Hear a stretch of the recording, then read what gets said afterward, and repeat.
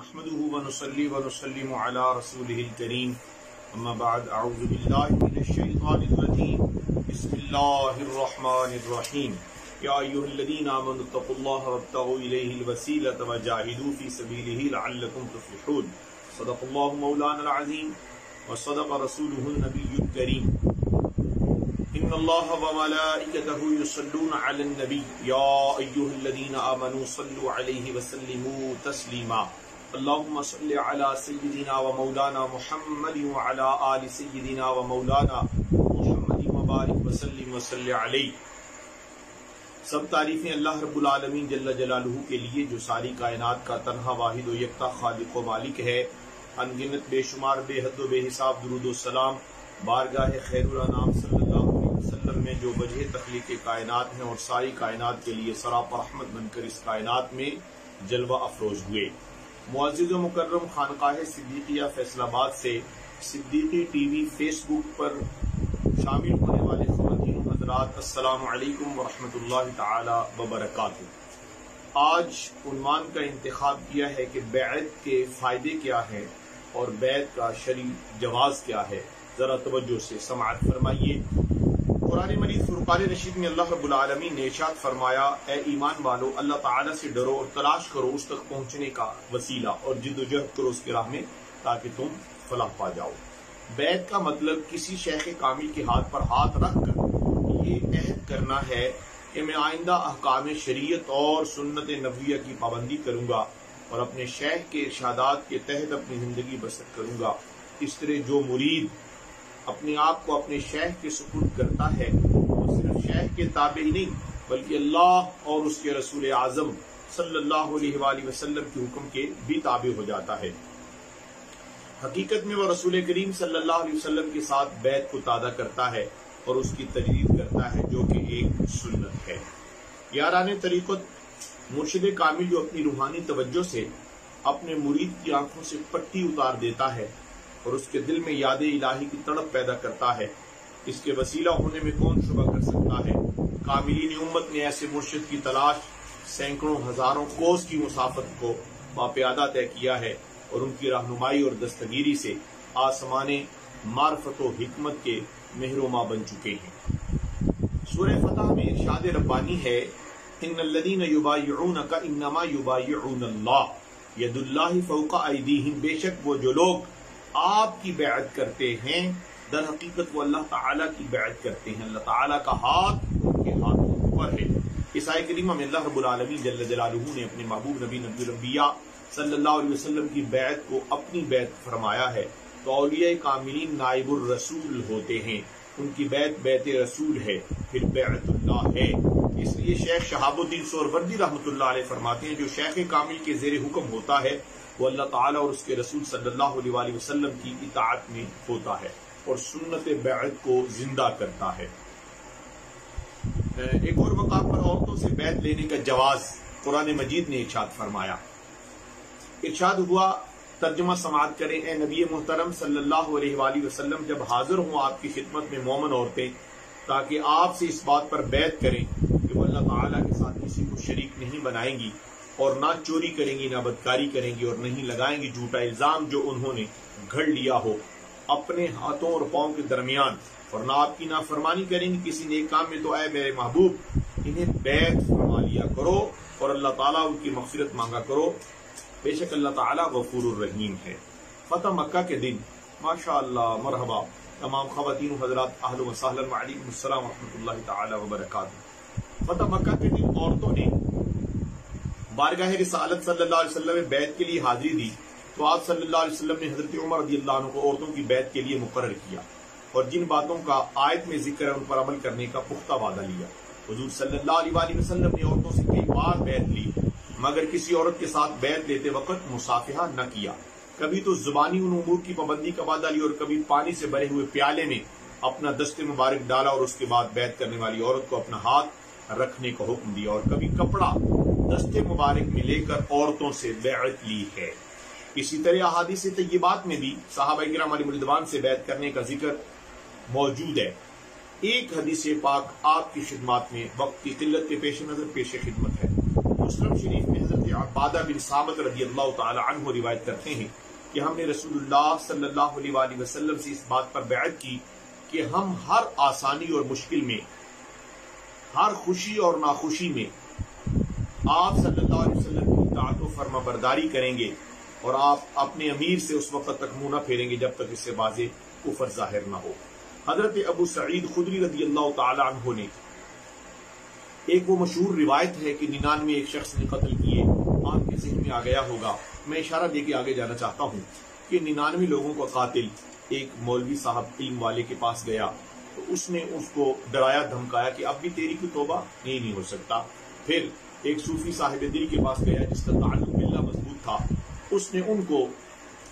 ان کو رغبت دلائی کہ تو اللہ کی طرف چلا جا اور اللہ کی رحمت سے مایوس نہ ہونا،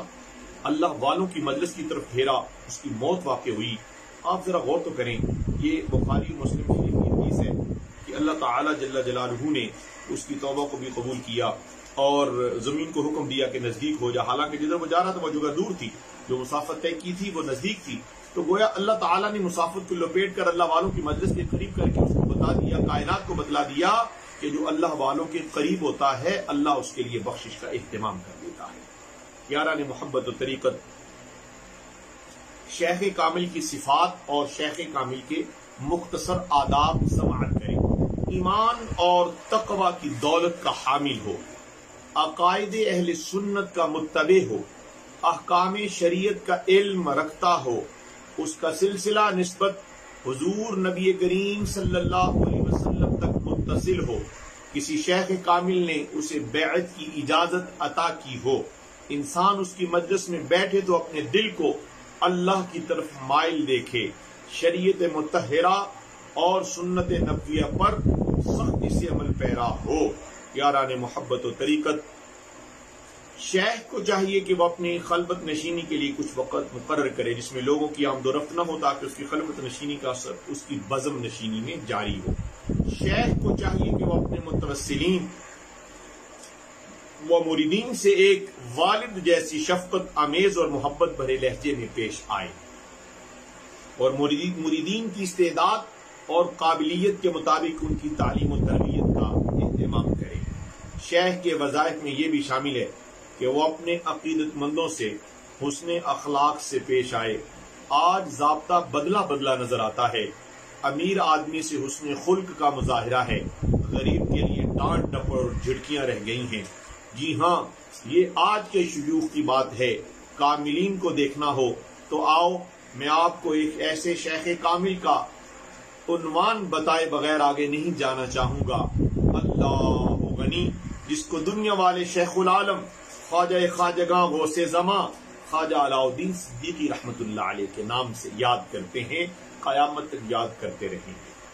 شیخ کے آداب میں یہ بھی ہے کہ اگر مرید میں کوئی کوتاہی دیکھے تو اسے مجلس میں کھلے لفظوں میں منع نہ کرے، بلکہ دوران گفتگو اس کوتاہی کی طرف اشارہ کرے۔ کتنی حکمت، کتنی تدبیر اہل دل نے آگے تعلیم، تربیت اور ترویج اور فیضان قرآن و حدیث اور روحانی فیوض کی تقسیم کے لیے ترتیب دی ہے۔ آئیے اب مختصر آداب مرید اپنے پیر بھائیوں کی خدمات اقدس میں بڑے ادب سے، بڑی محبت سے پیش کرنا چاہتا ہوں۔ تصوف کی ایک بڑی مشہور و معروف کتاب ہے عوارف المعارف، اس میں سے چند آداب میں آپ کی خدمت میں پیش کرنے لگا ہوں۔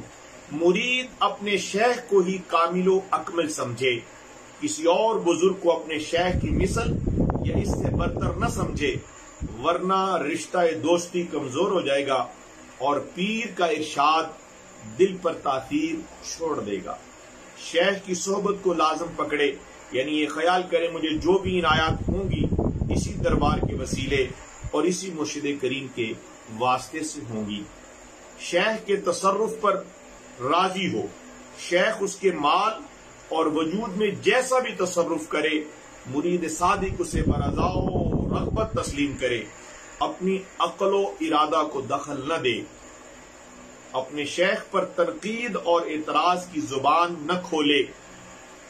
جب شیخ سے کوئی ایسا فعل سرزد ہوتا دیکھے جو اس کی نظر میں درست نہ ہو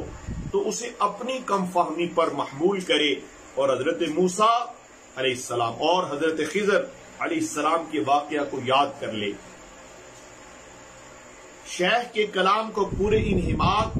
اور استغراق سے سنے. شیخ کے سامنے بے تکلف نہ ہو. شیخ کی آواز سے اپنی آواز بلند نہ کرے. اپنے پیر و مرشد سے غیر ضروری سوال نہ کرے. کلام کرنے سے پہلے اپنے شیخ کی کیفیت کا جائزہ لے. اپنے شیخ پیر و مرشد سے اپنے احوال نہ چھپائے. اپنے شیخ کی رضا کو ہمیشہ مد نظر رکھے. جو شخص اپنے شیخ کریم مرشد کریم پیر و مرشد سے ان آداب کا خیال رکھتا ہے وہ جلد گوہر مقصود یعنی قرب الہی کو پا لیتا ہے. برادران اسلام، برادران طریقت و شریعت، اللہ ہمیں بھی پوری دین باصفا کے ذوق سے بہراور فرما اور اپنے نیک بندوں کی معیت و محبت سے مالک کل جہاں نوازے. اللہ آپ سب کا بھلا کرے اور آپ کے قدموں کی برکت سے مجھے بھی اخلاص کی دولت نصیب فرمائے. یاران محبت و طریقت، آئیے